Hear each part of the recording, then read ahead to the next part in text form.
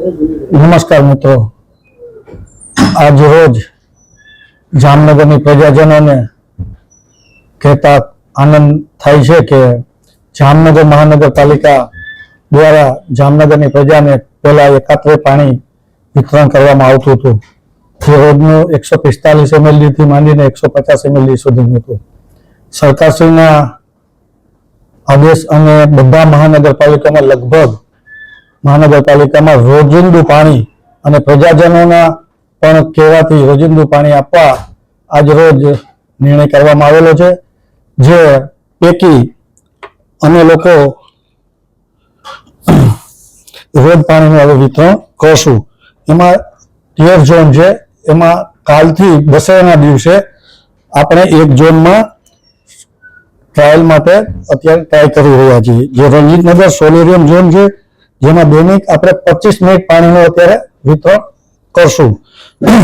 બાકીના જે રહેતા ઝોનો છે એમાં પાણીનો ક્રમશઃ આપણે બેડી, નવાગામ, ઘેર, પવનચક્કી, મહાપ્રભુજીની બેઠક, શંકર ટેકરી, ગુલાબનગર અને જામનગર ડેરી, એમાં આપણે ક્રમશઃ 70% જેવું જેમ જૂનું જામનગર એને આવરી લેવામાં છે અને એનું વિતરણ કરશું.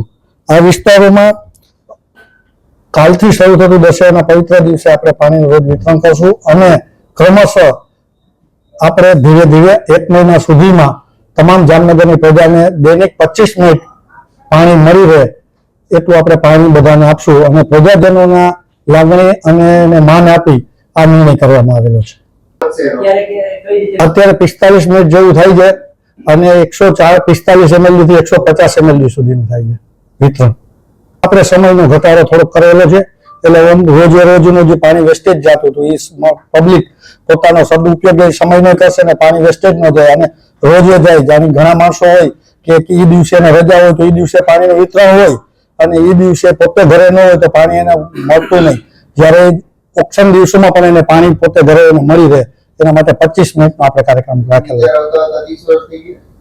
ના 30 વર્ષ નથી થયા, હમણાં હજી તો આપણે આખા ગુજરાતમાં હમણાં જ ચાલુ થયું છે. ટૂંક સમયમાં 2-4 મહિના થયા છે બધામાં. આપણે બધું સેટઅપ ને બધું જોવાનું હોય ને, આપણું સેટઅપ થાય. જે અત્યારે આપણે જે ઊંડનું પાણી લઈએ છીએ, નર્મદાનું લઈએ છીએ, એ બધું આપણું સેટઅપ પ્રમાણે આપણે કાર્યવાહી કરીએ. ના